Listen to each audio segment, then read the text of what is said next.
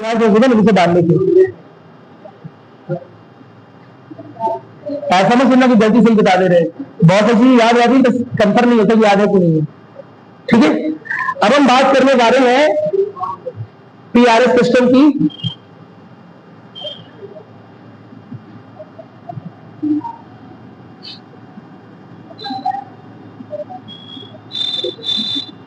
PRS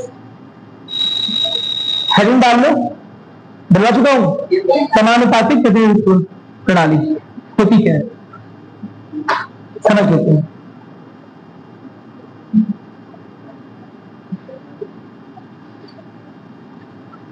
एक राज्य है जिसकी जनसंख्या है 10 लाख।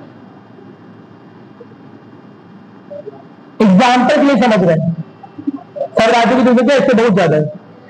ठीक है, कोई राज्य है जिसकी जनसंख्या है 10 लाख और इससे 10 विधायक हैं। एग्जाम्पल के लिए बता रहा हूं, दोबारा बोल रहा हूं, इसमें ये मत कहना सर कम से कम एक राज्य में इतने विधायक होने चाहिए, ऐसा संवैधानिक कानून है। हम उसकी बात नहीं कर रहे, हम बस समझाने का प्रयास कर रहे हैं कैसे में होता है। कोई दिक्कत नहीं है ना। चलो 10 विधायक।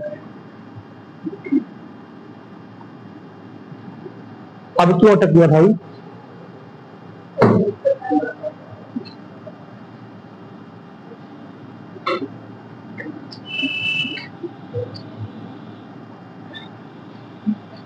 एक दूसरा राज्य है बी,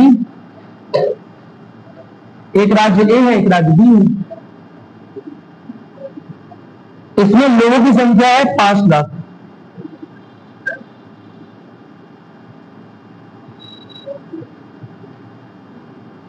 विधायकों की संख्या है कितनी कर दें? 20।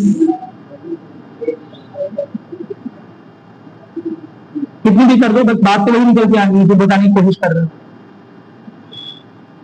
20 विधायक।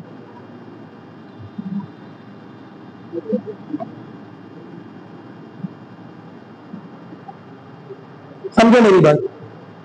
10 लाख की जनसंख्या का कोई राज्य है जहां के 10 विधायक हैं, और 5 लाख की जनसंख्या का कोई राज्य जहां के 20 विधायक है। अगर दूसरी बात में गड़बड़ लग रहा है कि कुछ तो गड़बड़ लग रहा है तो मैं 2 विधायक समझ रहा हूं, 2 विधायक। ठीक है, अब कोई दिक्कत नहीं है ना। ठीक है, 10 लाख की जनसंख्या पर 10 विधायक का मतलब क्या हो गया कि लगभग 1 लाख लोगों का प्रतिनिधित्व एक विधायक कर रहा है। इसका मतलब ये नहीं कि एक विधानसभा में हमेशा 1 ही लाख लोग होंगे, किसी में 80,000, किसी में 1,20,000, लेकिन लगभग 1 लाख लोग के ऊपर एक विधायक है।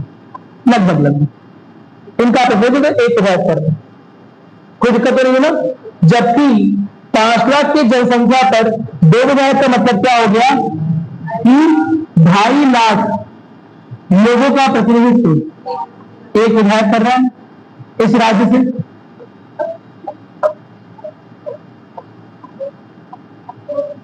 कोई दिक्कत नहीं है ना, समझ गए। अब सोच के बताओ, 2 राज्य है, किस राज्य के विधायक का मत मान, किस राज्य के विधायक की वोट वैल्यू, मत मूल्य ज्यादा होगा, किसका कम होगा? डी का ज्यादा होगा, क्योंकि वो वहां के विधायक जो है वो ज्यादा जनसंख्या को प्रदर्शित कर रहे हैं, उससे ज्यादा प्रतिनिधित्व कर रहे हैं। कोई दिक्कत नहीं है ना। यानी कि अगर किसी राज्य की जनसंख्या ज्यादा है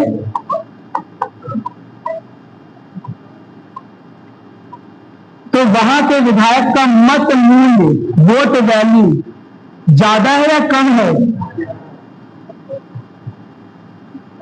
राज्य की जनसंख्या ज्यादा है तो मत मूल्य भी ज्यादा है। कोई दिक्कत नहीं है ना। यदि किसी राज्य में विधायकों की संख्या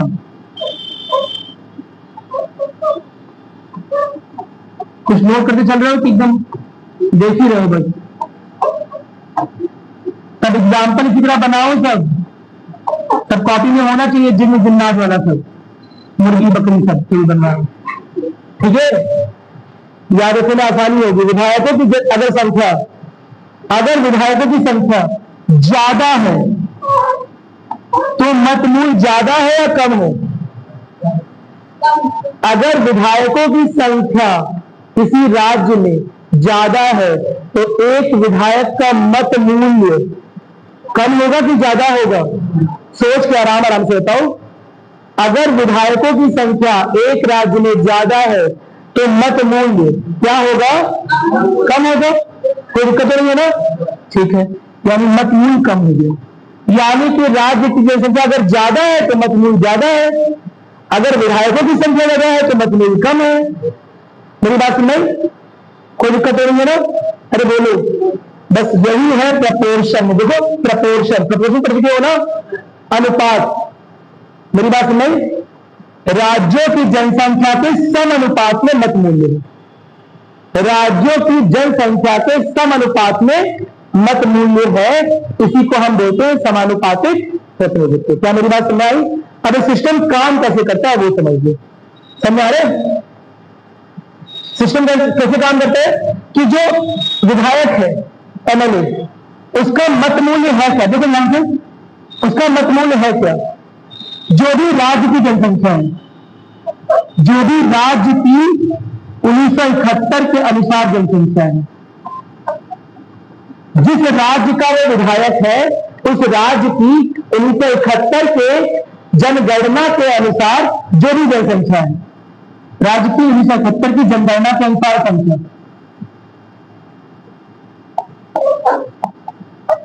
जनगणना के अनुसार जनसंख्या, समझ गया ना?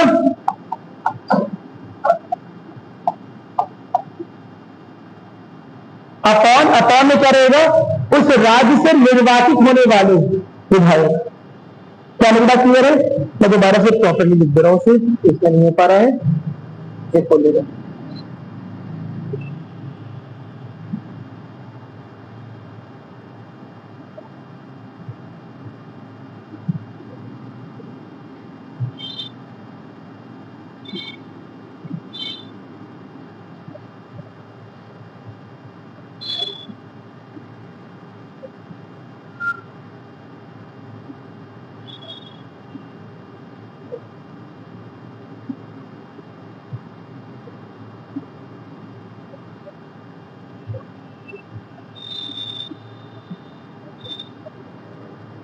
कौन से विधायक का?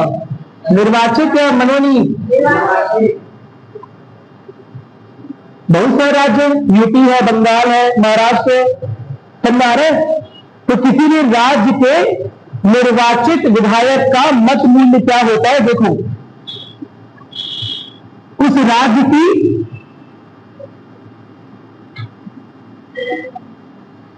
जनसंख्या,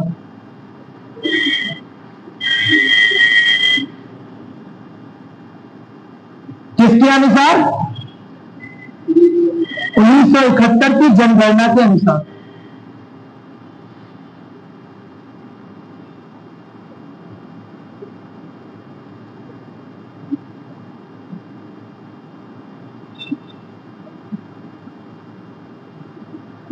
अपॉन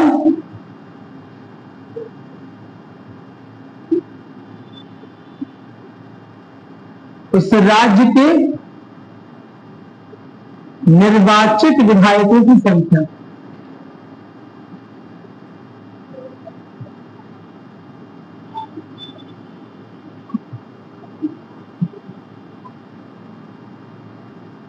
अब क्योंकि हमारे यहां जनसंख्या बहुत ज्यादा है और उस हिसाब से राज्य के निर्वाचित विधायकों की संख्या कम है, इसलिए इसी में गुणा कर देते हैं 1/1000 का, ताकि जो भी मान आए वो थोड़ा सा कम आए, है ना? वरना 1 लाख 10 लाख इतने बड़े बड़े मान आएंगे, जोड़ने घटाने में दिक्कत होगी। मेरी बात सुन रहे? कोई दिक्कत नहीं है ना? अब समझो, राज्य के विधायक का, किसी भी राज्य के निर्वाचित विधायक का मत मूल्य बराबर क्या है? उत्तर प्रदेश के राज्य के विधायक का मत मूल्य बराबर क्या है? 1970 में यूपी की जनसंख्या अपॉन यूपी की विधायिका की सीट। कितनी सीट है यूपी में विधायिका की? 403। मेरी बात सुन? और यूपी की जो भी जनसंख्या उस समय रही होगी, कोई दिक्कत तो नहीं है, गुणे 1/1000। समझ आ रहा है? बेटा स्टील की बोतल बहुत तेज नहीं बटेंगे, है ना? इतना सॉलिड नहीं बना है हमारा स्टील। ठीक है, क्या मेरी बात समझ में आई? अब सोच के बताओ, क्या राज्यों में जनसंख्या अलग अलग है? क्या विधायकों की संख्या भी अलग अलग है या एक ही तरह की विधायिका है, एक ही संख्या की विधायिका है? अलग अलग है। तो क्या हर राज्य के विधायकों का मत मूल्य प्रेसिडेंट के चुनाव में अलग अलग है कि एक ही है? अलग अलग है। जैसे भी कर रहा था कि इनका मत मूल्य 1 था, इनका मत मूल्य 3 था। क्या क्लियर है? मेरी बात नहीं, जिस राज्य की जनसंख्या ज्यादा है और निर्वाचित विधायकों की सीटें कम है, वहां के लोगों को, वहां के निर्वाचित विधायकों का मत मूल्य अधिक है। क्या मेरी बात क्लियर है? क्या ये एक संघवादी व्यवस्था है या नहीं? क्या ये एक फेडरल स्ट्रक्चर है? नहीं है, ये एंटी फेडरल है। जब राज्यों के पास बराबरी का, समझे मेरी बात, जब राज्यों के पास बराबरी का अधिकार होता है, यानी कि यूपी के विधायक बराबर सिक्किम का विधायक, उसे फेडरल स्ट्रक्चर बोलेंगे। यहां तो यूपी का विधायक, क्योंकि यूपी की जनसंख्या ज्यादा है, इसलिए उसके मत का मूल्य ज्यादा हो जाएगा, समझ आ रहा है, प्रेसिडेंट के चुनाव में। और सिक्किम का विधायक, क्योंकि उनकी जनसंख्या कम है, इसलिए उसके मत का मूल्य कम हो जाएगा प्रेसिडेंट के चुनाव में। क्या मेरी बात क्लियर है? मेरी बात सुनाई? तो ये फेडरलिज्म का स्ट्रक्चर नहीं है, ये थोड़ा सा क्या है, एंटी फेडरल स्ट्रक्चर। लेकिन ऐसा है क्यों? क्या कारण है? क्या कारण है? क्योंकि गणतांत्रिक व्यवस्था लानी है। जो विधायक अपनी ओर से वोट नहीं कर रहे, हमारी ओर से वोट कर रहे हैं। वेरी गुड, समझ आ रहा है? ये विधायक जो है, ये हमारा यानी कि जनसंख्या का ही रिप्रेजेंटेशन कर रहे हैं। मेरी बात में लोगों का मत एक तरह से राष्ट्रपति के चुनाव तक पहुंचा रहे हैं। क्या मेरी बात क्लियर है? और इसी वजह से मत मूल्य अलग अलग है। कोई दिक्कत नहीं है ना? अरे बोलो, मेरी बात नहीं। जो वोट वैल्यू होती है उसका एक फॉर्मूला है, नोट करना बहुत जरूरी है। हमेशा चेंज होता रहेगा, क्योंकि जनसंख्या पर किसी का नियंत्रण नहीं है। हमने रोक दिया है, रोक के दिया है 84वें संविधान संशोधन से। हमने बोला अगर बिना बड़ा में यही बैठ के करेंगे, कितना जनसंख्या बढ़ गया, कितने विधायक है, कितना वोट वैल्यू हो गया, तो दिक्कत होगी। समझा? 1971 के बाद, सुनो मेरी बात सुना करो, मैं क्या बोल रहा हूं। 1971 के बाद जो उत्तर भारतीय राज्य है, जैसे तुम्हारा क्या हो गया अपना खुद का उत्तर प्रदेश, बिहार, बंगाल, पंजाब, यहां की राज्यों की जनसंख्या बढ़ती गई। 1970-80 के दशक में जो जनसंख्या है ना को कम करने के लिए कानून लाए गए, जो जनसंख्या को कम करने के लिए प्रावधान बनाए गए सरकार द्वारा, तो दक्षिण भारतीय राज्यों ने अपनी जनसंख्या पर अच्छा खासा नियंत्रण कर लिया। उन्होंने नियंत्रण कर लिया और तुम बढ़ाते गए। समझ? अब क्योंकि तुम्हारी जनसंख्या बढ़ती जा रही है, तो क्या साउदर्न स्टेट यानी कि दक्षिणी राज्यों के विधायकों का मत मूल्य कम नहीं हो जा रहा है? हो जा रहा है। उन्होंने तो अच्छा काम किया कि जनसंख्या को रोक लगाए, और सजा भी किसे मिल रही है? उन्हीं को मिल रही है। मेरी बात सुनाई? तो यह चीज देखते हुए क्या किया गया, 1971 की जनसंख्या को मान लिया गया, जब नॉर्थ और साउथ की पॉपुलेशन में ज्यादा डिफरेंस नहीं था, थोड़ा बहुत डिफरेंस था। मेरी बात समझ? 1971 में तब की जनसंख्या को हम मत मूल्य का आधार मान लेते हैं। क्या मेरी बात क्लियर है? हालांकि 84वें संशोधन से कहा गया कि 2026 आने पर, अभी कौन साल चल रहा है? 2026 ही चल रहा है, इसीलिए ये एग्जाम्पल बहुत इंपॉर्टेंट है। समझो? 2026 आने पर क्या किया जाएगा, इसमें संशोधन कर दिया जाएगा, जो नई जनगणना होगी इसके अनुसार होगी। क्या मेरी बात क्लियर है? यानी कि अब अगली बार जब भी राष्ट्रपति का चुनाव होगा, तो शायद बड़ी हुई जनसंख्या के अनुसार, या फिर एक और संविधान संशोधन आ जाएगा, फिर से वही मान लिया जाएगा, कुछ भी हो सकता है। मेरी बात समझ, 84वें संविधान संशोधन से, समझो मेरी बात, 84वें संविधान संशोधन से और उसके पहले भी, उसके पहले देखो क्या बोल रहे हैं कि जैसे से राज्यों की संख्या, जैसे से राज्य, देखो लिखा क्या होगा, जो मूल संविधान होगा वहां ये थोड़ा लिखा होगा घटक की संख्या, वहां भी क्या लिखा होगा राज्य की जनसंख्या के अनुसार। लेकिन 1960-70 के दशक में जनसंख्या काफी बढ़ गई। 70 से 80 के दशक में जब गवर्नमेंट ने प्रोग्राम चलाए तो दक्षिण भारत राज्यों ने अपनी जगह को कंट्रोल किया, लेकिन उत्तर भारत में कोई असर नहीं पड़ा। समझ, अब इस वजह से विधायकों का मत मूल्य डिफरेंट कर गया, बहुत ज्यादा डिफरेंट होने लगा। मेरी बात समझ, और इसी वजह से हमने 1971 की जनगणना को उठा लिया एक नए संविधान संशोधन को लाकर। ठीक है, पहले हमने बोला कि 1991 में हम करेंगे, फिर हमने बोला कि 2001 में जनगणना होगी, उस समय तक उत्तर भारतीय राज्यों में, है ना, जनसंख्या कुछ कम हो जाएगी, जनसंख्या पर रोक लग जाएगी, तब हम कर लेंगे। और 2001 आने तक बोला कि अभी भी उत्तर भारत में क्या नहीं है, जनसंख्या पर किसी तरह की रोक नहीं है, इसीलिए हम क्या करेंगे, इसे और आगे बढ़ा दिया हमने बोला, क्या बोला, 84 संविधान से सुधरना है। और 2026 तक जितने भी प्रेसिडेंट के चुनाव होंगे, उन प्रेसिडेंट के चुनाव में 1971 वाली जनसंख्या राज्य की ली जाएगी। क्या मेरी बात क्लियर है? कोई दिक्कत नहीं है। हमें लग रहा था, हमें सपना आ रहा था कि 2026 तक उत्तर भारत अपनी जनसंख्या को कंट्रोल कर लेगा। कंट्रोल है कि और बढ़ गई है, और बढ़ गई है, समझा? तो ज्यादा उम्मीद है कि यही एक और संशोधन आ जाएगा, है ना, और 2026 से 2047 या 2076 जो भी मोदी जी का प्लान होगा वहां पे चला जाएगा। कोई दिक्कत नहीं है ना? समझ आ गया? अरे बोलो, क्या मेरी बात समझ आ गई? ठीक है, मोदी जी को क्या प्लान है? मोदी जी तो बच्चे किए नहीं है, समझा, वो तो इसमें सहायक ही सिद्ध हो रहे हैं।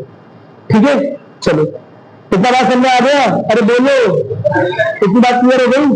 तो ये इसी को बोलते हैं वोट वैल्यू। इतना क्लियर हो गया? एकदम क्लियर हो गया। एक लाइन लिख लो नीचे, वरना भूल जाओ इसे। लिखो, ये 84 की बात कितनी है हम लोग सबको लिखो, लिखो लिखो लिखो लिखो। इस व्यवस्था में, इस व्यवस्था में राज्य के निर्वाचित विधायक का मत मूल्य, इस व्यवस्था में राज्य के निर्वाचित विधायक का मत मूल्य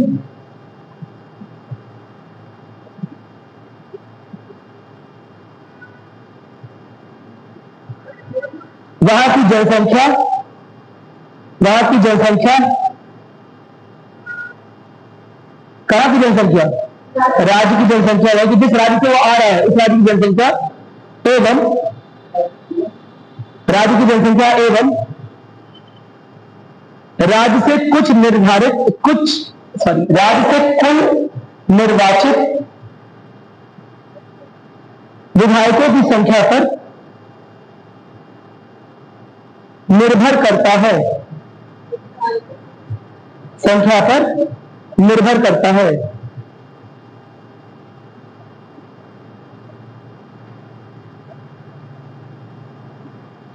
यदि किसी राज्य की जनसंख्या, यदि किसी राज्य की जनसंख्या अधिक है,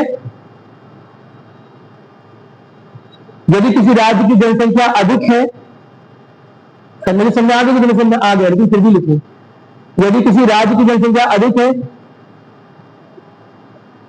और उसमें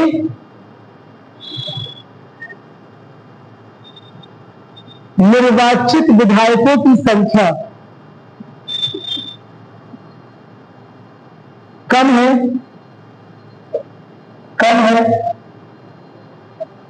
तो ऐसे राज्य के विधायक का मत मूल्य राष्ट्रपति के चुनाव में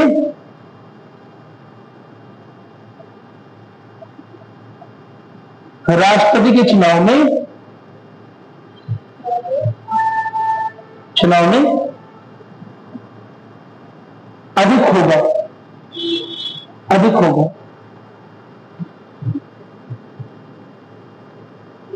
आगे देखिए, राज्यों की जनसंख्या का निर्धारण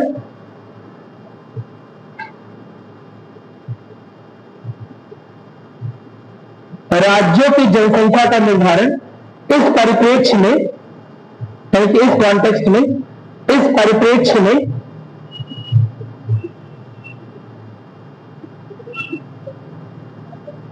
1971 की जनगणना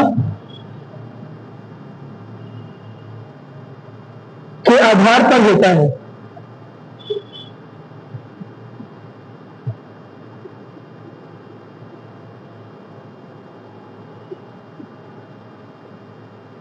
और इस तरह से आगे बढ़े, और इस प्रकार से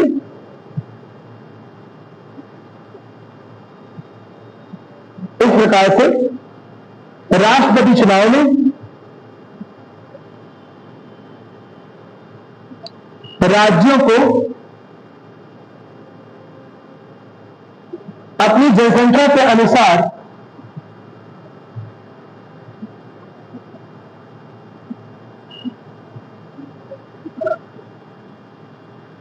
प्रतिनिधित्व मिलता है, प्रतिनिधित्व मिलता है, प्रतिनिधित्व मिलता है।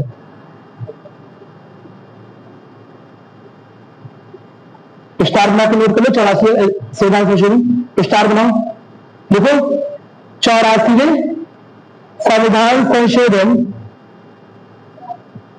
कब आया होगा, कब आया होगा, आप बताओ, आसपास तो बताओ, किसके आसपास? 2001, वेरी गुड। 84वें संविधान संशोधन 2001 के अनुसार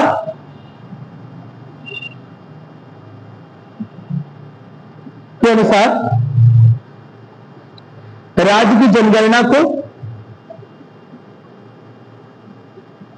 या राज्य की जनसंख्या को, देखो राज्य की जनसंख्या को, सॉरी राज्य की जनसंख्या को 1971 की जनगणना के अनुसार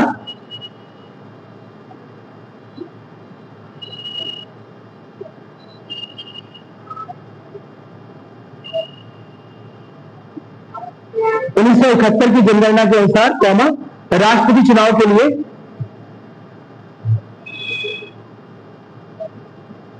माना जाएगा।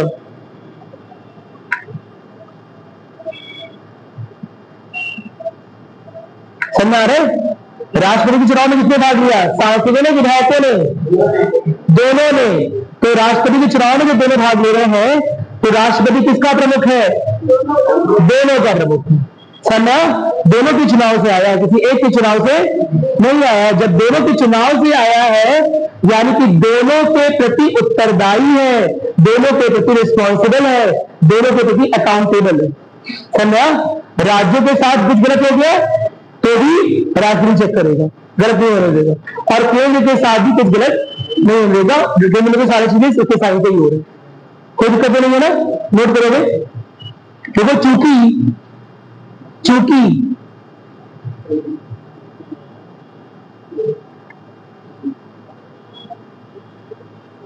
राष्ट्रपति को न केवल निर्वाचित सांसदों द्वारा, निर्वाचित सांसदों कॉमा जो कि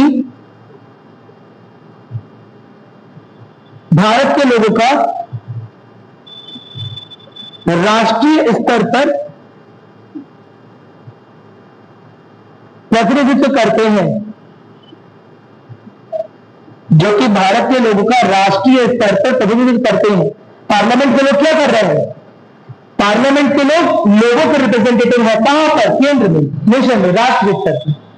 मेरी बात में, संसद के लोग क्या कर रहे हैं? चाहे लोकसभा के, चाहे राज्यसभा के, अंततः चुनकर आ रहे हैं। मेरी बात में, ये लोगों की इच्छा को, ये लोगों के मत को, ये लोगों के ओपिनियन को, लोगों की राय को केंद्र स्तर पर रिप्रेजेंट कर रहे हैं। मेरी बात में, और विधायिका के लोग, हमारी विधायक कर रहे हैं, जो विधानसभा के लोग हैं, वो क्या कर रहे हैं? अगर वो चुनाव में पार्टिसिपेट कर रहे हैं, तो असल में उनकी वर्क क्या है, उनकी वैल्यू क्या है कि भाई इस राज्य में जो भी विधानसभा थी, जो भी इस राज्य के कानून थे, वो अंततः ये बनाते, विधायक लोग बनाते हैं। मेरी बात में कोई दिक्कत नहीं है ना? तो विधायकों का समर्थन भी मिल गया है, विधायकों का रिपोर्ट मिल रहा है, सांसदों का रिपोर्ट मिल रहा है। क्या मेरी बात क्लियर है? और इसीलिए वो ना केवल केंद्र स्तर पर प्रमुख है बल्कि राज्यों का भी एक तरह से प्रमुख है। समझ में आ गया? कोई दिक्कत नहीं है ना? बस नोट कर लो। क्या लिखा? जो कि करते हैं उनके द्वारा साथ ही साथ निर्वाचित विधायक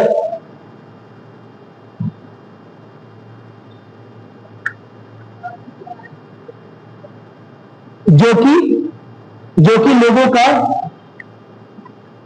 राज्य स्तर की विधानसभा में या राज्य स्तर की विधायिका में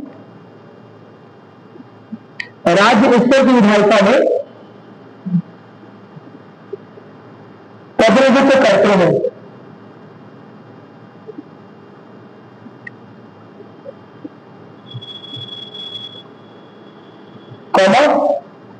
दोनों के द्वारा किया जाता है, इसीलिए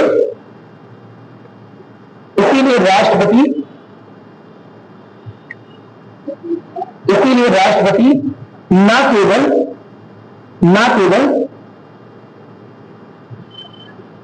राष्ट्र का प्रमुख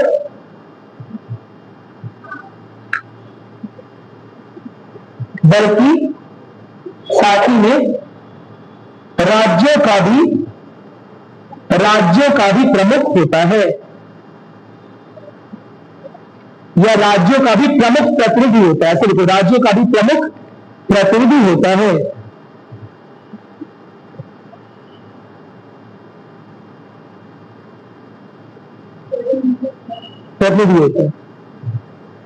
मेरी बात सुन रही? जैसे अमेरिका में क्या है? अमेरिका में जो सीनेट है, हाँ, वेरी गुड। क्योंकि जो भी सीनेट है ना, जितने भी वहां के राज्य है अमेरिका के, सबसे दो नंबर है, यानी सबको बराबरी मिलेगी। मेरी बात सुन, कोई दिक्कत नहीं है ना? ये एक पूर्णता संघवादी ढांचा है, मेरी बात सुन। लेकिन हमने जो भी कराया, ये संघीय ढांचा थोड़ा कम है, समझ पा रहे हो ना? लेकिन संघीय ढांचा कम क्यों किया गया? क्या रीजन था? संघीय व्यवस्था को थोड़ा सा पीछे रखा गया, क्या कारण था? क्योंकि एक गणतांत्रिक व्यवस्था की मांग थी कि लोगों के प्रतिनिधि के रूप में राष्ट्रपति का चुनाव। क्या मेरी बात क्लियर है? मेरी बात सुनने आ रही है? उनकी भी संघीय व्यवस्था, हमारी भी संघीय व्यवस्था है, लेकिन यहां पर जो अलग अलग राज्य है अमेरिका में, समझ आ रहे हैं, उनके जो भी रिप्रेजेंटेटिव होंगे, उनके जो भी प्रतिनिधि होंगे, उनका राष्ट्रपति के चुनाव से कोई लेना होता ही नहीं है, लेकिन बराबर रूप से हो जाते हैं यहाँ पे। समझ आ रहे हैं? जो सीनेट इनकी बनेगी, 2 आदमी यहां से गया, 2 आदमी यहां से गया, 2 आदमी यहां से, 2 आदमी हर राज्य से 2 आदमी गया। ये कंप्लीट संघवादी स्ट्रक्चर है, पूर्णतः संघवादी ढांचा है। हमारे ऐसा नहीं। हमारे क्या लोकसभा में या राज्यसभा में हर एक राज्य से बराबर लोग जा रहे हैं? नहीं। यूपी से 80 गए, बिहार से 30 जाएंगे, 40 जाएंगे। क्या मेरी बात क्लियर है? अरे बोलो, समझ आ रहा है? तो ये एंटी फेडरल नहीं है, समझा? ये फेडरल स्कीम को या संघीय ढांचे को थोड़ा पीछे रख रहा है और जनसंख्या पर फोकस कर रहा है, लोगों पर फोकस कर रहे हैं, क्योंकि भारत का राष्ट्रपति भारत के लोगों का प्रतिनिधि है, समझा? अंततः भारत के लोगों का प्रतिनिधि है। इसी वजह से इस तरह की व्यवस्था बनाई गई। समझ आ गया? लिखो इस बात को लिखो। अमेरिका से अलग भारत में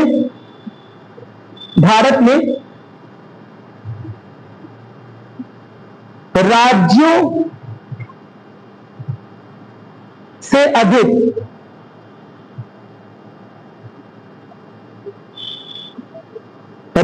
अधिक लोगों को महत्व दिया जाता है, राज्यों से अधिक लोगों को महत्व दिया गया है।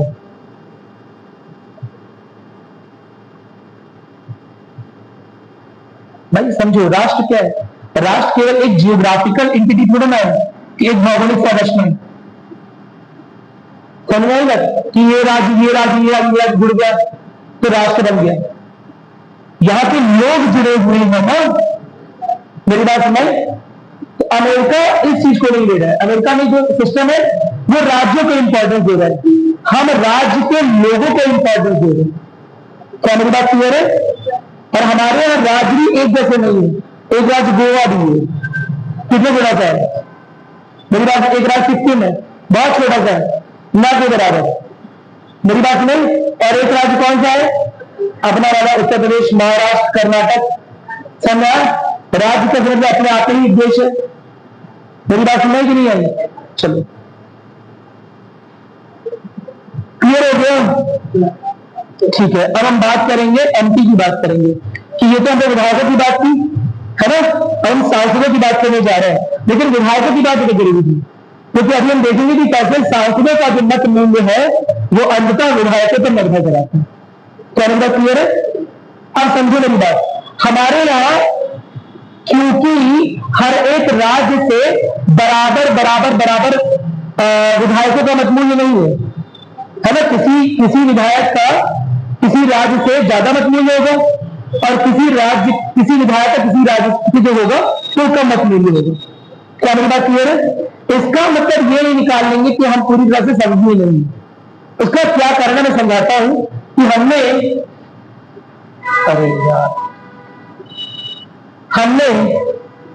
एक ऐसी संघीय व्यवस्था बनाई है जहां पहले से ही राज्यों को प्रतिनिधित्व मिल गया है राज्यसभा में और लोकसभा में भी जो राज्य पहुंचे हैं, राज्यसभा में जो राज्य पहुंचे हैं वो कैसे अपने नंबर के अनुसार पहुंचे, अपनी जनसंख्या के अकॉर्डिंग वहां पर सीट लेके बैठेंगे। क्या मेरी बात क्लियर है? इसके अलावा हम इस बात पर जोर देंगे, आप ऐसे भी सोच के बताओ कि राष्ट्रपति के चुनाव में अधिक भागीदारी किसकी होगी, या कौन से वो लोग हैं जो राष्ट्रपति के चुनाव को अधिक प्रभावित कर सकते हैं, सांसद या विधायक? सोच के बताओ आराम से, सांसद या विधायक, विधायक या सांसद? जब भी क्वेश्चन पूछा करे तो तुम्हें इतनी जल्दी आंसर देते हो, यहां पर कौन बनेगा करोड़पति नहीं हो रहा है। अगर क्वेश्चन पूछ रहा हूं यानी कि सर ऐसा कॉन्सेप्ट बताने की कोशिश कर रहे हैं जो आपको किताबों में ठीक तरह से नहीं लिखेगा। मेरी बात सुने? तो अब सोच के बताओ जो पूछ रहा हूं, क्या पूछ रहा हूं कि राष्ट्रपति के चुनाव में तुम्हें क्या लगता है किसका मूल्य, किसका महत्व अधिक है? कौन राष्ट्रपति के चुनाव को अधिक प्रभावित कर सकता है, सांसद या विधायक?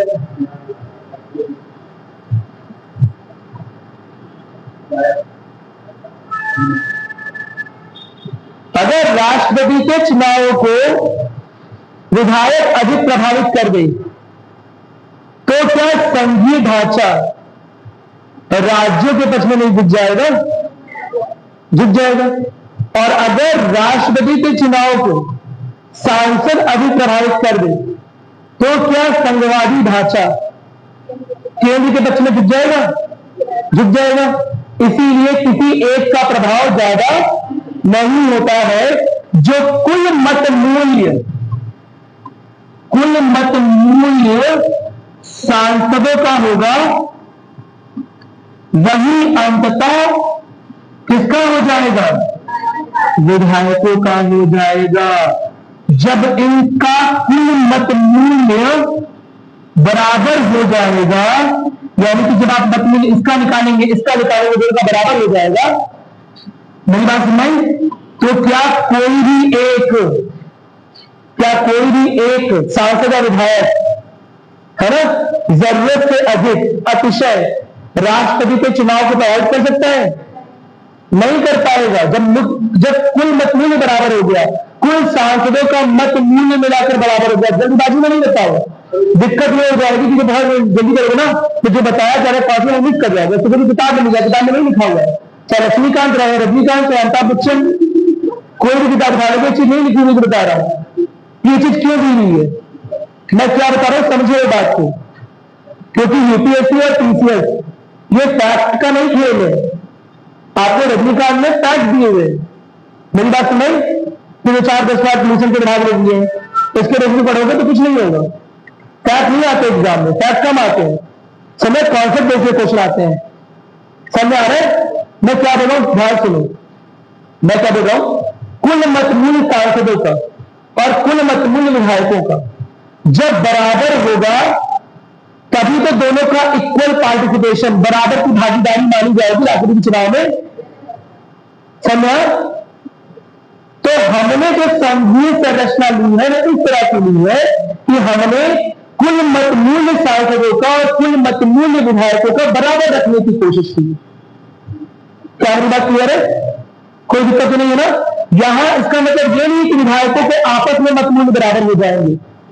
अगर यूपी का एक विधायक है, यूपी के हरैया से कोई विधायक है ना, और यूपी के खैराबाद से कोई विधायक है, विधायक 1 विधायक 2, दोनों का राष्ट्रपति के चुनाव में मत मूल्य बराबर होगा, अलग अलग हो जाए। उत्तर प्रदेश के विधायक है दोनों, राज्य की जनसंख्या अपॉन राज्य के कुल विधायक, तो इनकी विधायकों की जो मत मूल्य होगा वो एक जैसा होगा या अलग अलग होगा?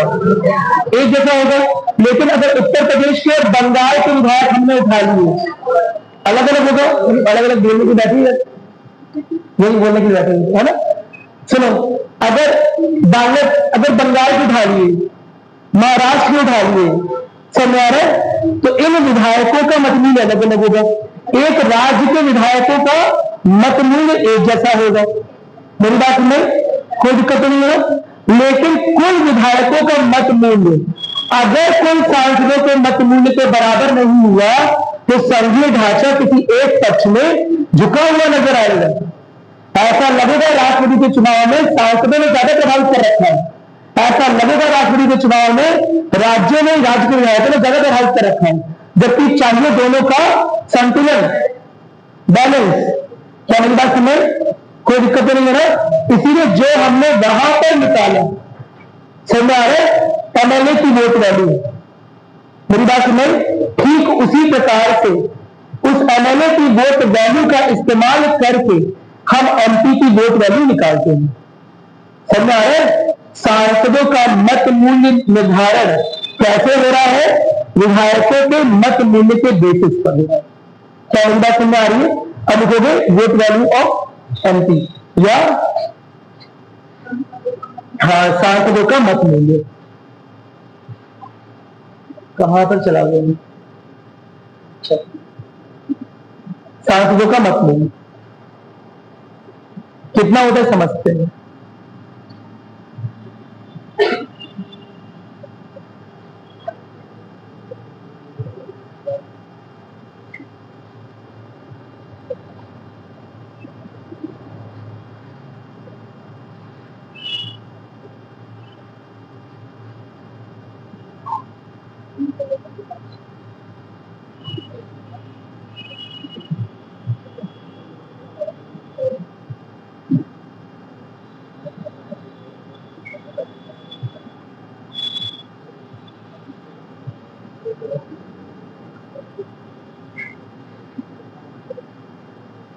देखो, सांसदों का मत मूल्य निकालने के लिए क्या करते हैं? एक सांसद का मत मूल्य यानी कि कुल विधायकों का कुल मत मूल्य, जितने भी अलग अलग राज्यों के विधायक हैं उनका कुल मत मूल्य जोड़ दिया जाता है। मेरी बात समझ? और उसमें भाग दे देते हैं सांसदों से, सांसदों की संख्या से। लिखोगे ऐसे, लिखो निर्वाचित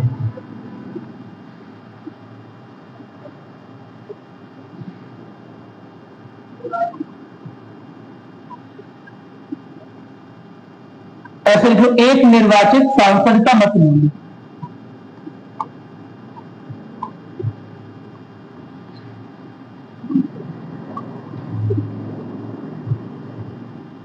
बराबर क्या हो जाएगा?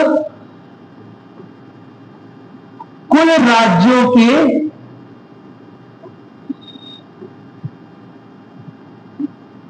कुल निर्वाचित विधायकों का, एक और बार कुल लगा दीजिए,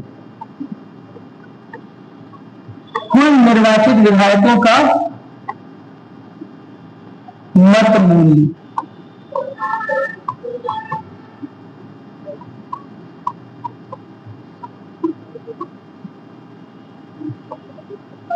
डिवाइड कर दिया है कुल निर्वाचित सांसदों की संख्या।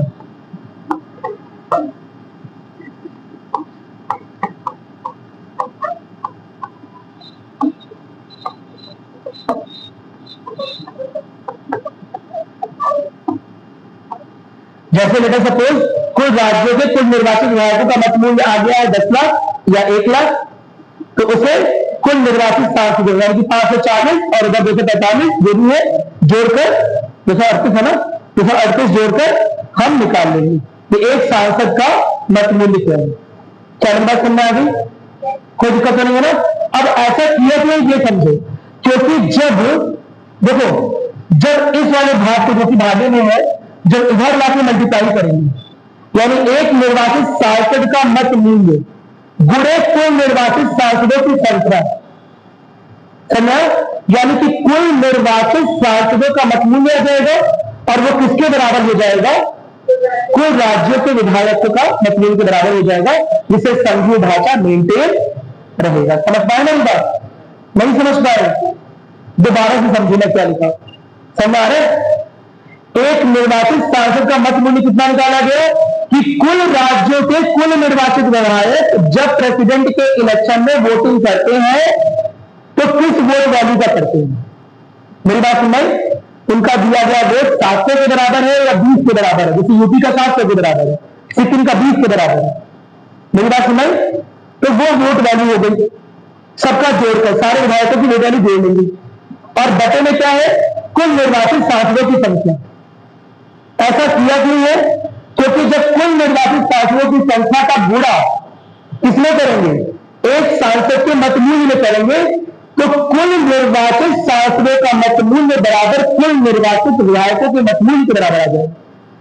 मेरी बात में जब ऐसा आ जा रहा है तो इसका मतलब राष्ट्रपति के चुनाव में जितना सांसद प्रभावित कर सकते हैं, जितना सांसद प्रभाव रखते हैं, उतना ही राष्ट्रपति भी प्रभाव उतना विधायक भी प्रभाव रखता है ना। कोई दिक्कत नहीं है ना? अब आवाज जा रही है, इतना समझ में आ गया? कोई दिक्कत नहीं है ना? इतना क्लियर हो गया? इसे नोट करो, पहले जिस भाषा में लिखा उसे नोट करो। नोट कर लिया? इसके आगे लिखोगे, इसे मल्टीप्लाई करो। देखो इसे बटन में लेके आओ ना। अब इसे जैसे मैथ में ले आते हो ना, जब आप मल्टीप्लाई करते हो, वैसे मल्टीप्लाई करो, इसे दिखाओ कि एक निर्वाचित सांसद का मत मूल्य गुणे कुल निर्वाचित सांसदों की संख्या बराबर कुल राज्यों का कुल निर्वाचित विधायकों का मत मूल्य। मत मूल्य है ये, है ना? केवल मूल्य मत लिख देना, विधायकों का मूल्य मत लिख देना भाई, बवाल करवा दोगे, है ना? पकड़ ली जाएगी पुलिस। ठीक है, कोई दिक्कत तो नहीं है ना? मैं कर दूं इसे, तो समझ गए क्या करना है? इसे इधर ले जाकर गुणा करें इसमें, समझ रहा हो ना? नहीं समझ पा रहे? कोई बात नहीं, मैं समझा दे रहा हूं, कोई बात नहीं। मैं अपने लिए कर रहा हूं, तुम लोग नहीं समझ रहे। मैं अपना रिवाइज कर रहा हूं, तुम लोग छापना चाहो तो छाप लो, ठीक है? चलो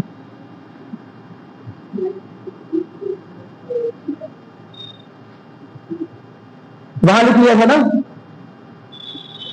ऐसे शॉर्ट में लिख रहा हूं, मैं बहुत बड़ा नहीं लिखूंगा। एक सांसद का मत मूल्य यानी कि पूरा लिखना, निर्वाचित सांसद का मत मूल्य गुणे कुल, वेरी गुड, कुल निर्वाचित सांसदों की संख्या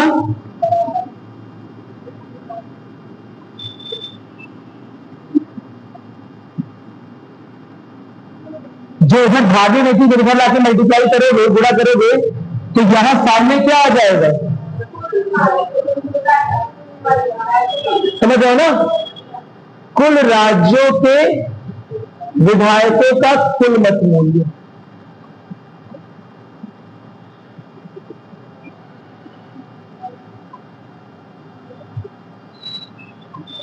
और इस वजह से क्योंकि ये दोनों का मल्टीप्लाई हो रहा है, यानी कि निर्वाचित सांसदों का, ऐसे देखो, निर्वाचित सांसदों का कुल मत मूल्य बराबर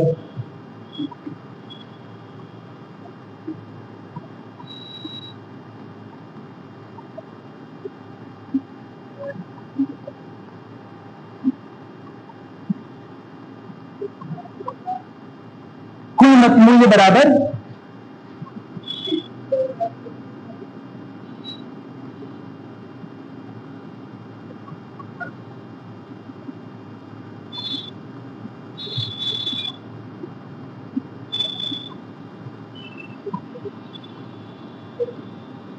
कोई दिक्कत नहीं है ना। और जब मैं राज्य बोल रहा हूं तो मेरा मतलब केवल राज्य नहीं है, उसी राज्य में क्या भी जुड़ गया है, ऐसे केंद्र शासित प्रदेश जिनकी अपनी विधानसभाएं है। कौन कौन से? समझ आ गए? कोई दिक्कत नहीं है ना। यहां पर चाहे तो लिखिए, राज्य मतलब केवल राज्य नहीं है। इसके लिए 70वें संविधान संशोधन के अनुसार राज्य मतलब यहां केवल राज्य नहीं है, राज्य का मतलब राज्य प्लस ऐसे राज्य जिनकी अपनी विधानसभाएं हैं, दिल्ली, पुडुचेरी और जम्मू कश्मीर। कोई दिक्कत नहीं है ना, समझ गए एकदम? नोट कर लो, अपनी भाषा में पूरा नोट करो, जितना समझ गए अपने अपनी भाषा में नोट कर लो। लिखा है कम है मैंने, लेकिन अपनी भाषा में कुछ समझ में आया होगा ना।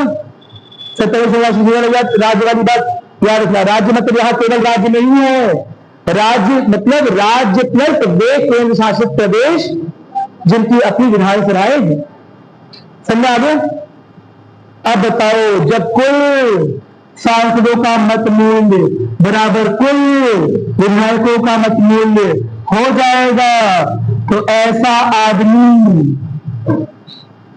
समझ आ रहा है, छोटकू को छोटा समझेगा, बड़कू को बड़ा समझेगा कि दोनों को बराबर समझेगा? समझ आ रहा है? ये है राज्य, ये है केंद्र, ये संघ। कोई दिक्कत नहीं है ना, मेरी बात सुने। इसके लिए दोनों बराबर है, दोनों इसके बेटे। कोई दिक्कत नहीं है ना, समझ आ गई मेरी बात? चल, ये कौन है? राष्ट्रपति। किसी को पुल्लिंग तो नहीं लग रहा है कि पुल्लिंग में लिखा हुआ है? हाँ, अरे ऐसा सोचना भी मत, समझ सजा हो जाएगी और राष्ट्रपति माफ भी नहीं करेगा। समझ आ रहा है? ये नाम ऐसे ही उठाया हुआ है, मेरी बात समझ। ऐसा मत सोचना चाहिए पुल्लिंग में लिखा हुआ है, अगर उस पत्ते पे स्त्री बैठेगी समझा तो भी से राष्ट्रपति ही बोलेंगे। समझ आ गया? चलो,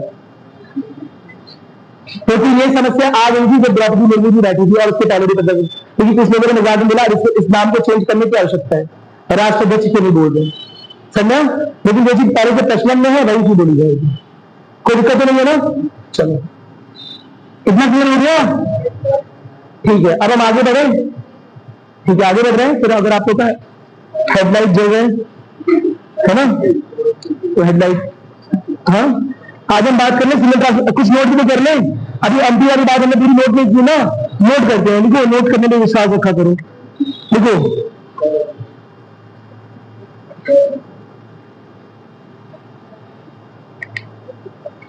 देखो, भारत के संघीय ढांचे, भारत के संघीय ढांचे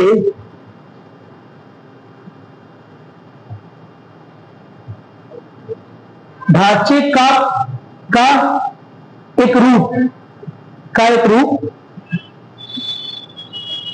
हम राष्ट्रपति की चुनाव प्रणाली ब्रैकेट में समानुपातिक प्रतिनिधित्व में देख सकते हैं। राष्ट्रपति की चुनाव प्रणाली ब्रैकेट में समानुपातिक प्रतिनिधित्व में देख सकते हैं। भारत का संघवाद अमेरिका के संघवाद से अलग है, तो क्या वो संघवाद नहीं है? तुम्हारी चोटी इनकी चोटी से अलग है, तो क्या वो चोटी नहीं है? समझ में आ गया? कोई दिक्कत नहीं है ना? तो भारत का संघवाद अलग है, ये भी संघवाद है। मेरी बात नहीं समझ में आ रहा है? एकदम क्लियर हो गया ना? ठीक है, अब कैसे, क्यों फिर भी संघवाद को दिखा रहा है? भले ही बराबर राज्यों का प्रतिनिधित्व, क्या रीजन है? क्योंकि कुल राज्यों के निर्वाचित विधायकों का मत मूल्य है वो अंततः कुल सांसदों के विधायकों के मत मूल्य के बराबर आता है। लिखोगे? लिखो, इस प्रणाली से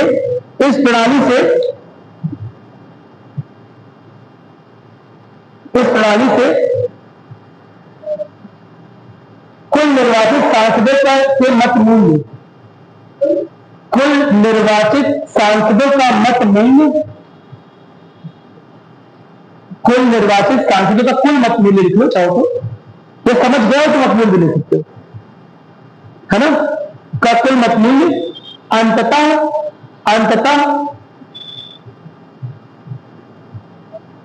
सारे राज्यों के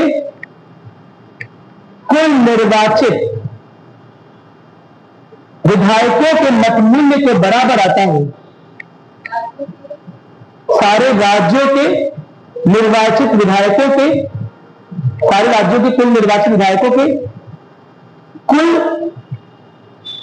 मत मूल्य के बराबर आता है।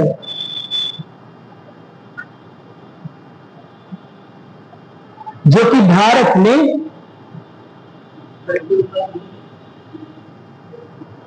बराबर आता है, मूल्य के बराबर आता है, जो कि अब क्या बोला था, भारत में, जो कि भारत के, हाँ भारत के मतलब की लिखो, भारत की संघीय प्रणाली का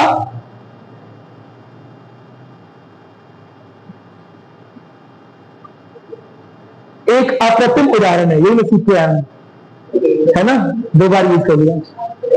एक अप्रतिम उदाहरण है, हाँ उत्कृष्ट उदाहरण है, वेरी गुड, एक उत्कृष्ट या अप्रतिम उदाहरण।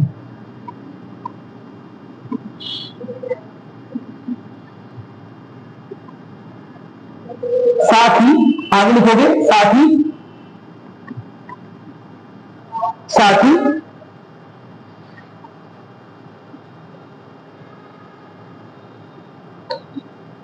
और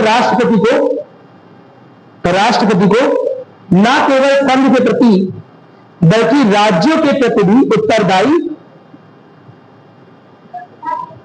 न केवल संघ के प्रति बल्कि राज्यों के प्रति भी बराबर से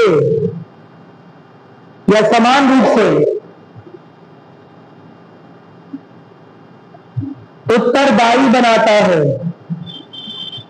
राष्ट्रपति का उत्तरदायित्व संघ के लिए ज्यादा है या राज्यों के लिए? दोनों के लिए बराबर है। बताया ना वो डायग्राम बनाया, दोनों के लिए बराबर है। मेरी बात समझ? ऐसा नहीं राज्य का दायित्व होगा, केंद्र का दायित्व नहीं, केंद्र का भी दायित्व है और राज्य का भी दायित्व है। क्या मेरी बात क्लियर है? क्योंकि दोनों का दायित्व है। क्यों दोनों का दायित्व है? क्योंकि वोट दोनों से लिया था। और क्या अलग अलग वोट लिया था? बराबरी में वोट लिया था, बराबरी में वोट वैल्यू लिया था। समझ? कोई दिक्कत नहीं है ना? अरे बोलो, मेरी बात समझ?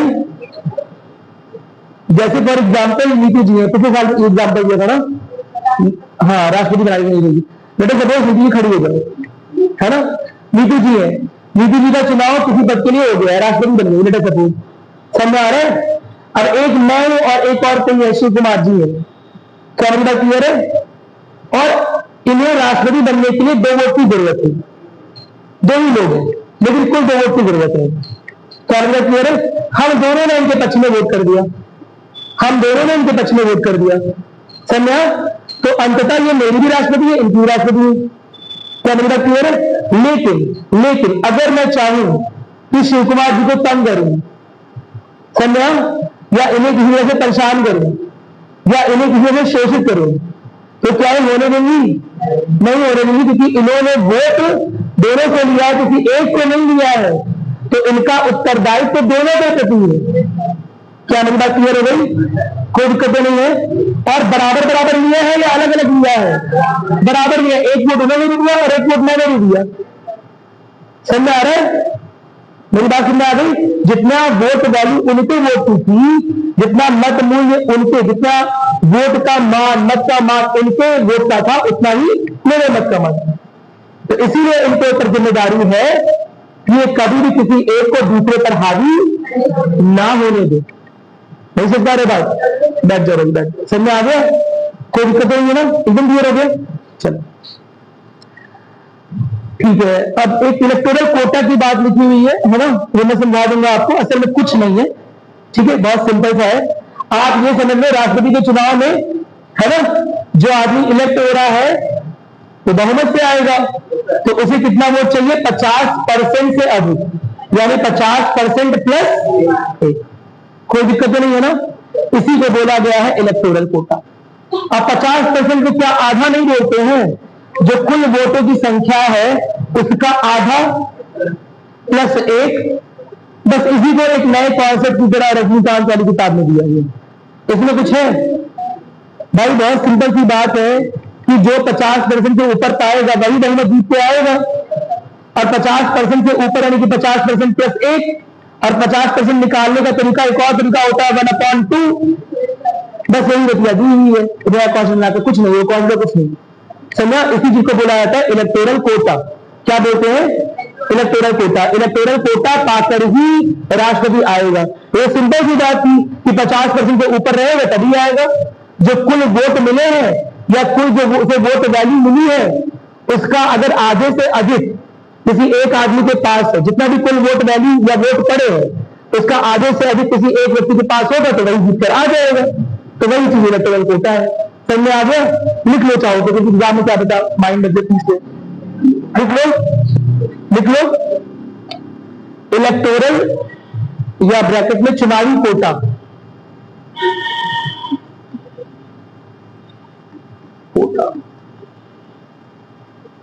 लिख लो क्या होता है ये इलेक्टोरल कोटा। बराबर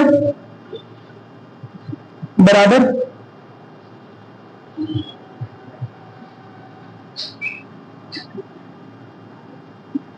बता रहा हूं।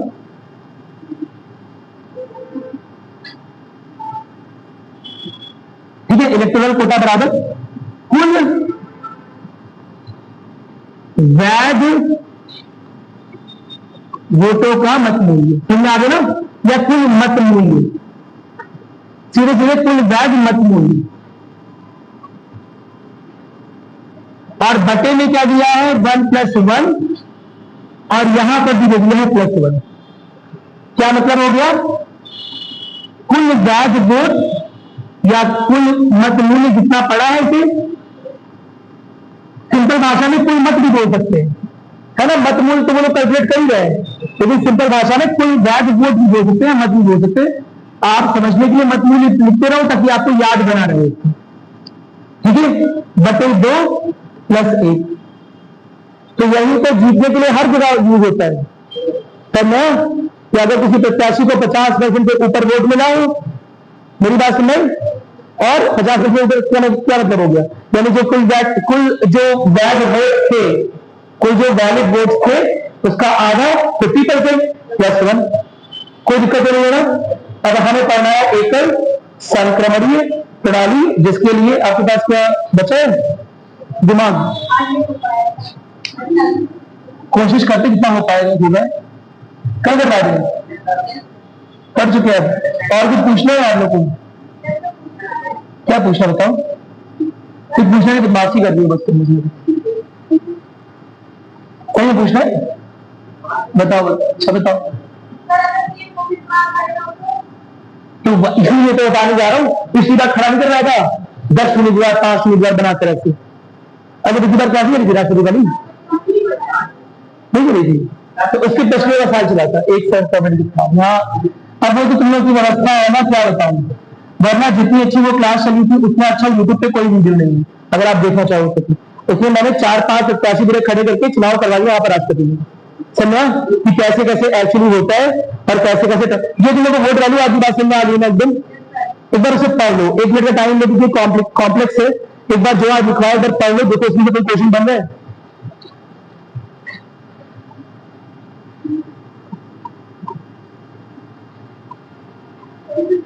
मेन बात है कि जिस टाइम पर यूट्यूब के पीछे वीडियो नहीं बना रहे होते हैं उस समय बहुत सारे लोग पढ़ाई कर रहे होते हैं, इसमें कुछ हम लोग भी हैं। समझा? तो पढ़ने से नॉलेज आती है ना, यूट्यूब देखने से ना नॉलेज आती है।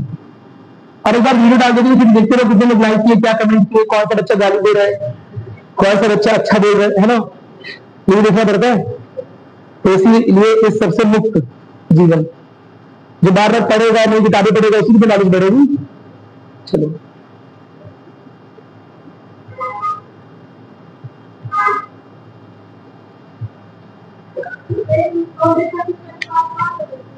है 84वें संविधान संशोधन। हाँ, क्या नहीं लिखवाया हूँ, लिखा भी कर। अनुच्छेद कौन सा है तो लिखा दूंगा तुम्हें। 84वें संविधान संशोधन क्या है, क्या बोल रही समझ में आ रहा बताओ। हाँ,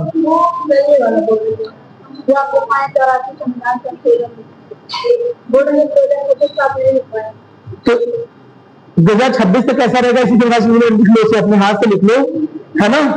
अरे कोई समझदार बनो, लिखवाए नहीं है, ठीक है। 84 है ना, 2026 तक रहेगा। 2026 में जो नई जनगणना होगी उसके अनुसार आगे आगामी चुनाव के मतमूल्य डिसाइड होंगे। मेरी बात समझ, ऐसा 84वें संविधान संशोधन में था। 84वें संविधान संशोधन क्यों था? 84वें संविधान संशोधन में 2021 की बात होती थी, लेकिन 2021 की जनगणना हुई नहीं। 2021 की जनगणना पोस्टपोन हो 2026 पहुंच गई, तो हम 2026 में से बोलेंगे। क्या चीज यही, इसमें क्या क्वेश्चन है? इसमें कोई क्वेश्चन नहीं है भाई, सरकार नहीं करवा पाती है जनगणना कभी। हाँ बताओ बताओ।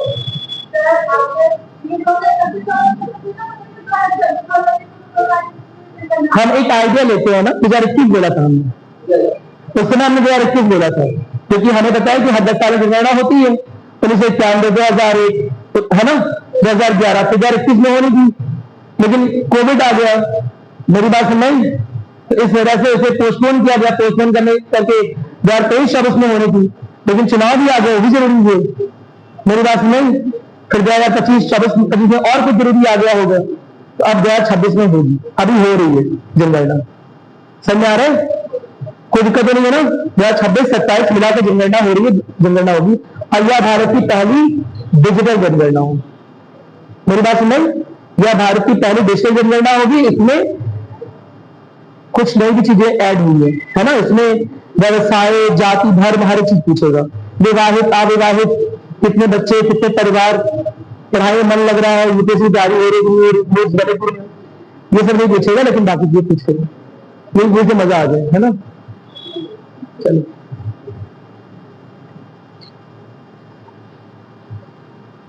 चलो छोटा टॉपिक उठा लेते हैं। सिंगल ट्रांसफरेबल वोट सिस्टम में पढ़ना है, लेकिन एक और टॉपिक में पढ़ना ही है।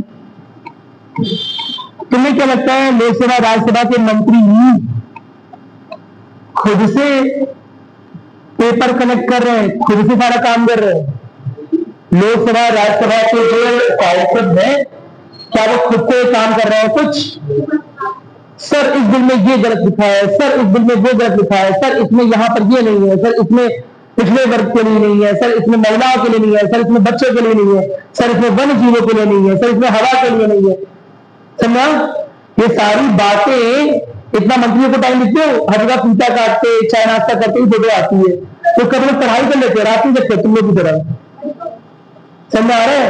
क्योंकि ये लोग ये काम नहीं कर रहे होते, इसीलिए, और ना उनसे अपेक्षा रखते हैं कि ये काम कर सकेंगे, क्योंकि बहुत सारे लोग तो कैसे पहुंच गए बिना पढ़े, समझ, अनपढ़ लोग भी पहुंचे हुए थे।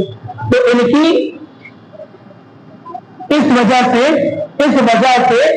हर एक सभा के पास, संसद के दोनों सदनों के पास, संसद के दोनों सदनों के पास तेज दिमाग वाले आईएएस अधिकारियों का एक समूह होता है, जिसे हम बोलते हैं सचिवालय।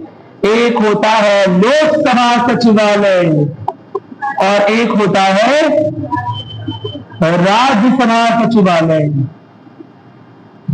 समझ आ रहे हैं? और ये दोनों मिलकर केंद्रीय सचिवालय के रूप में कार्य करते हैं। पेपर, अरे भाई आईएएस वाला पेपर होता है, वो जो यूपीएससी वाला पेपर होता है वो उसी का पेपर होता है। उसमें आप दोनों जगह बन सकते हैं, या तो आप डीएम बन सकते हैं, लेकिन अगर रोज आपका लड़ाई झगड़ा हो रहा है, आपका नहीं बन बैठ रहा है, सुना, रोज आपको फील्ड जॉब में नहीं जाना है, तो आपको चेयर जॉब मिल जाएगी। चेयर जॉब यानी कि सचिवालय की जॉब मिल जाएगी। समझ आ रहे हैं? कि आप बैठ के पॉलिसी नीति निर्धारण करो, देश में क्या बनेगा, कैसे इंप्लीमेंट होगा, क्या चीज होनी चाहिए, सांसदों को असिस्ट करो। सांसद जिम्मेदार नहीं होते ना मंत्री, समझ आ रहा है? तो उनकी असिस्टेंस कौन करेगा, उन्हें गाइडेंस कौन देगा, उन्हें सही दिशा कौन प्रदान करेगा? सचिवालय के आईएएस। इसीलिए इसे बोलते हैं, इसीलिए पटेल जी ने बोला था कि ये बैकबोन है कंट्री के, रीढ़ की हड्डी है। असल में दिख रहा है ये योजना उन्होंने डिसाइड कर दी है ना। कवच योजना की, रेलवे के ऊपर एक कवच रहे, मतलब रेलवे का एक कवच सिस्टम रहेगा जिससे आपस में एक्सीडेंट नहीं होगा गाड़ियों का। रेलवे मंत्री अश्विनी वैष्णव ने डिसाइड कर दिया, सब कुछ नहीं हो रहा। समझ में बात, सारी की सारी योजनाएं असल में देखा जाए, समझ आ रहा है, तो लोकसभा राज्यसभा के सचिव द्वारा शेप की जा रही है। और इसमें जो कमियां हैं, समझ आ रहा है, इन पे किस बात पे डिस्कशन होगा, पुरानी कौन सी योजना जिसमें क्या कमियां रहेगी, उन्हें कैसे इंप्रूव किया जाएगा। समझ आ रहा है, उन सारी चीजों में जो लोकसभा सांसद और राज्यसभा सांसद है उन्हें असिस्ट कौन कर रहा होगा, लोकसभा का सचिवालय और राज्यसभा का सचिवालय। क्या मुद्दा क्लियर है? और ये सचिवालय सबसे सीनियर आईएएस अधिकारी के दिशा निर्देश में रहेगा। क्या मुद्दा क्लियर है? मेरी बात सुनाई? ये सीनियर आईएएस अधिकारी लगभग कैबिनेट सचिव की रैंक का अधिकारी होगा, जिसे हम बोलेंगे लोकसभा सचिव।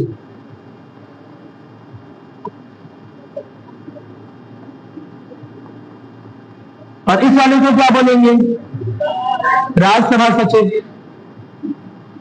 जो अपना समझ जिंदगी में 20-30 साल इन्हीं टेबल के पीछे गुजारा होगा, यही सब योजना पढ़ते, फाइल पढ़ते और सब गुजारा होगा। रोज नई नीतियां बनानी है, रोज कुछ कैंसिल करना है, समझ आ रहा है? तो ये काम कौन कर रहा है? लोकसभा सचिव। लोकसभा के सचिव के अंदर बहुत सारे अधिकारी वो प्रमोट होते होते लोकसभा सचिव बनते हैं। अगर आप कोई योजना आईएएस क्लियर कर लेते हो तो ये जॉब मिल जाएगी। अगर 22, 23, 24 तक क्लियर कर लेते हो तो ये जॉब मिल जाएगी एकदम आने वाले मतलब 50 साल की उम्र को। और फिर जीवन एकदम सुनहरा जीवन है, क्योंकि आपका साइन यानी कि प्रधानमंत्री बैठे हैं। आप लगभग प्रधानमंत्री के बराबर है, प्रधानमंत्री 5 साल का है और आप हमेशा के लिए। मेरी बात सुनाई? कोई बात नहीं, राज्यसभा सचिव। अब प्रेसिडेंट के चुनाव में, प्रेसिडेंट का चुनाव कौन करवाता है? चुनाव आयोग, इलेक्शन कमीशन ऑफ इंडिया। तो इलेक्शन कमीशन ऑफ इंडिया किस अधिकारी को नियुक्त करके करवाएगा?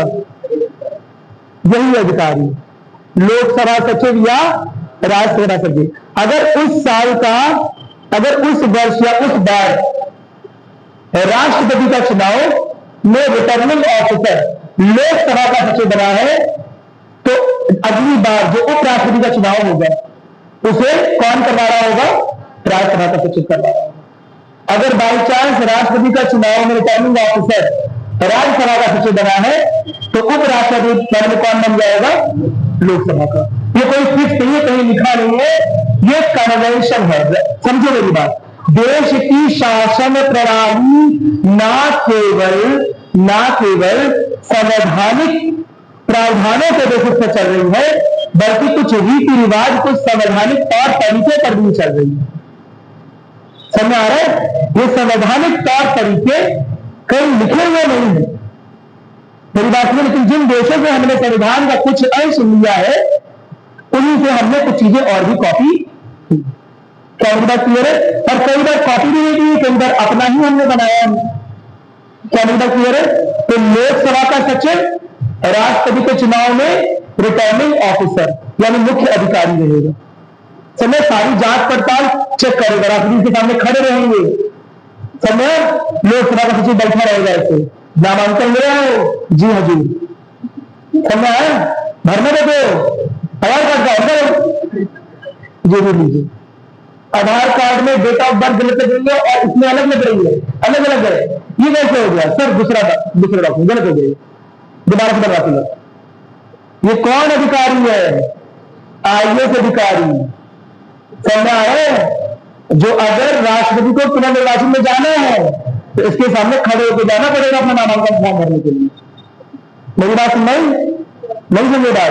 और ये डिसाइड करेगा कि नामांकन फॉर्म सही से भरा है कि, है ना, शर्मा लिखा है या शर्मा लिखा है, समझ? ये डिसाइड करेगा कि गलत है कि सही है। क्या अगर कुछ गलती पा जाएगा, तुम्हारे को मम्मी की स्पेलिंग गलत हुई, तुम्हें नहीं भरने देंगे, जाओ। तो भले ही राष्ट्रपति के पद के लिए आवेदन कर रहे हो, नामांकन कैंसिल हो जाए। समझ आ रहा है? किसने पावर सरकार दे रखी है? IAS अधिकारी को। क्या बात क्लियर है? तो सीनियर मोस्ट अधिकारी होता है जो कैबिनेट सचिव के बराबरी का अधिकारी होता है। सीनियर मोस्ट अधिकारी होते हैं सचिव, है ना? वो लोकसभा का सचिव और राज्यसभा का सचिव, जिसका मूल काम क्या है? लोकसभा के सांसदों और राज्यसभा के सांसदों को असिस्टेंस देना, उन्हें सलाह सुझाव देना, किसी बिल में कुछ कमियां है, कुछ गलतियां रह गई है, कुछ उन्हें समझ में नहीं आ रहा है तो वो पूछताछ कर सकते हैं, जानकारी ले सकते हैं। मेरी बात सुने। और एक और काम ही क्या है? राष्ट्रपति का और उपराष्ट्रपति का चुनाव कराना है। और राष्ट्रपति का चुनाव कौन करवा रहा होगा? सचिव या राष्ट्रपति का सचिव? थप्पड़ मारूंगा, बोले मैंने, कोई भी करवा रहा होगा। यहां सही हो गया? क्या बोला? कोई भी करवा रहा होगा। मेरी बात सुन रही? और अगर राष्ट्रपति के चुनाव लोकसभा सचिव ने कराया है तो उपराष्ट्रपति का चुनाव कौन कराएगा? ऑटोमेटिकली राज्यसभा का। समझे? और अगर बाई चांस राष्ट्रपति का चुनाव राज्यसभा वाले में कर रहा है तो उपराष्ट्रपति कौन करवा रहा होगा? लोकसभा का। ये कहीं लिखित नहीं है। मेरी बात सुन रही? ये एक संवैधानिक या शासनिक या प्रशासनिक तौर तरीका है जो समझना चला आ रहा है, पारंपरिक रूप से चला आ रहा है, कहीं लिखित नहीं कौन करना है। क्या मेरी बात सुनने आ गई? नोट केस इसे से बनाओ, नोट करो। राष्ट्रपति और उपराष्ट्रपति के चुनाव में रिटर्निंग ऑफिसर, रिटर्निंग अधिकारी, है ना? कौन है? लोकसभा का सचिव और राज्यसभा का सचिव। ठीक है? बंद करके आराम से रख दीजिए। नहीं, पूरा पेंसिल वेंसिल समय के लिए था। लिखो, एक एक मिनट पढ़ाऊंगा अंतिम सांस तक, 6 बजने के अंतिम सेकंड तक। लिखो लिखो, अपनी भाषा में लिख लोगे तो मैं लिखवाऊंगा, लिखवा दे तो लिखो। लिखो, राष्ट्रपति एवं उपराष्ट्रपति के चुनाव में लोकसभा सचिव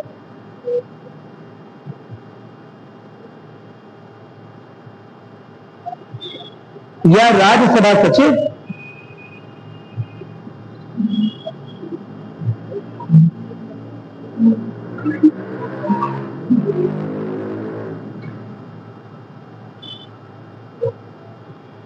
ठीक है? रिटर्निंग ऑफिसर, रिटर्निंग अधिकारी की भूमिका का निर्वहन करते हैं,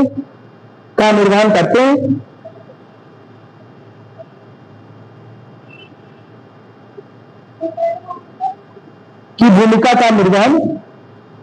निभाते हैं, है ना? की भूमिका का निर्वहन करते हैं। ठीक है? देखो, यदि राष्ट्रपति चुनाव में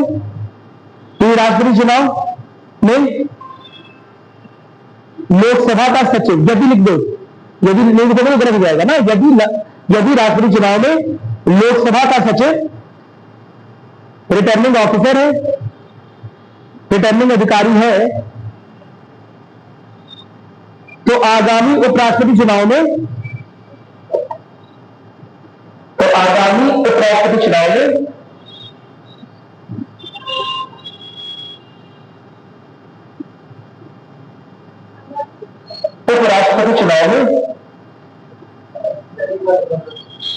यदि कहां तक लिखा है? लोकसभा सचिव रिटर्निंग अधिकारी है तो आगामी उपराष्ट्रपति चुनाव में राज्यसभा का सचिव रिटर्निंग अधिकारी की भूमिका निभाएगा। समझ आ गया? कोई दिक्कत तो नहीं है?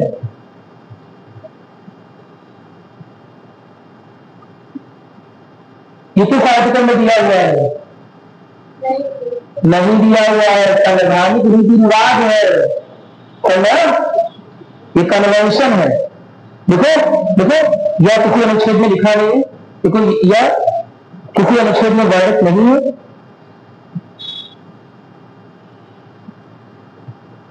लेकिन एक संवैधानिक रीति या प्रशासनिक रीति के रूप में, संवैधानिक रीति या प्रशासनिक रीति के रूप में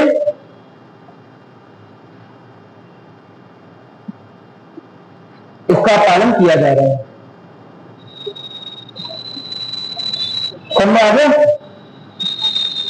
कोई दिक्कत नहीं है ना? तो मुख्य नामांकन अधिकारी कौन है? यही रिटर्निंग ऑफिसर, IAS ऑफिसर, लोक प्रवर्ती है राष्ट्रपति। चाहे कैंसिल कर सकता है एग्जामिनेशन, कैंसिल कर सकता है। क्या वापस कर सकता है? वापस कर सकता है। क्या डांट लगा सकता है? वहां पर डांट लगा सकता है। समझ में? कोई दिक्कत नहीं है ना?